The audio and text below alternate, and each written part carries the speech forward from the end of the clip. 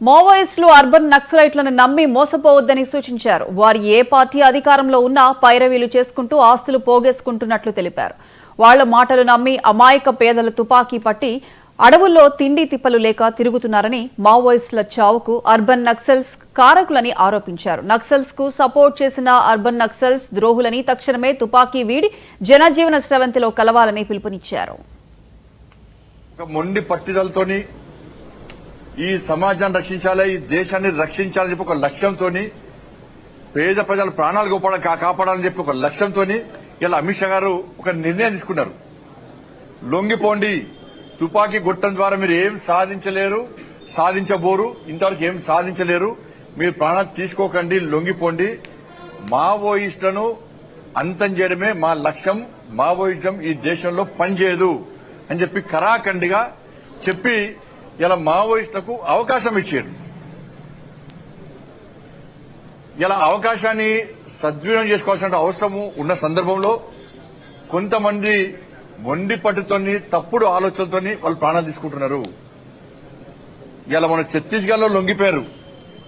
ఛత్తీస్గఢ్ లో ఎస్టీ సామాజిక వర్గానికి సంబంధించి మైనర్ అమ్మాయిలు, చిన్న చిన్న అమ్మాయిలు, అభయ శుభం జరిగిన అమ్మాయిలకు మీరు తుపాకులు ఇచ్చి ఏం సాధిస్తారు చెప్పండి. దాని తర్వాత ఇవాళ పెద్ద నాయకుడు, మావోయిస్ట్ సంబంధించి జాతీయ స్థాయి నాయకుడు ఏం సాధించాడు చెప్పాలి, ఏం సాధించిండు? ఇవాళ నువ్వు చనిపోతే ఆయన చనిపోయిన, భార్య చనిపోయా.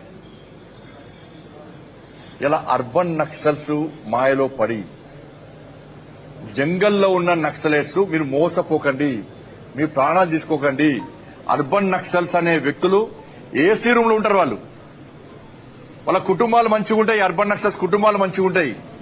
ఏ ప్రభుత్వం వస్తే ఆ ప్రభుత్వాన్ని కొమ్ము కాసి పైరవలు చేసుకుంటారు. వాళ్ళు మావోయిస్టు సిద్ధాంతాల గురించి వాళ్ళు మాట్లాడతలేరు. వాళ్ళకి ఏ ప్రభుత్వం వస్తే ఆ ప్రభుత్వాన్ని కొమ్ము కాస్తారు. ఆస్తులు సంపాదించుకుంటారు, వాళ్ళు పైరవలు చేస్తున్నారు. వాళ్ళు ఏసీ రూమ్ లో ఉంటున్నారు, కార్లలో తిరుగుతున్నారు. మరి మీరు జంగల్ తిరుగుతా మీకు ఏమొచ్చింది? ప్రాణాలు కోల్పోతున్నారు. దేనికోసం పనిచేస్తున్నారు మీరు ఇవాళ?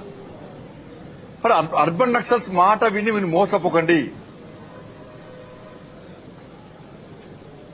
వాళ్ళు చెప్పేది ఒకటి, చేసేది ఒకటి. కానీ ఇప్పటికైనా నేను మళ్లీ అప్పీల్ చేస్తున్నా, ఎవరైతే అండర్ గ్రౌండ్ లో ఉన్నారో వాళ్ళందరూ కూడా వాస్తవాలను గ్రహించండి. మీ సిద్ధాంతాన్ని ప్రజలు నమ్మలేరు, అనవసరంగా మీ ప్రాణాలు తీసుకోకండి. మంచి ఆలోచనతో సమాజంలోకి రండి, మంచి ఆలోచన సమాజంలో సేవ చేసే ప్రయత్నం చేయండి. మీకు అండగా ప్రభుత్వాలున్నాయి, కేంద్ర ప్రభుత్వం మీకు సహకరిస్తుంది. అర్బన్ నక్సల్స్ మాట నమ్మకండి. వాళ్ళ యొక్క వ్యవహార శైలి, వాళ్ళ యొక్క ఆలోచనను, వాస్తవాలను గ్రహించండి.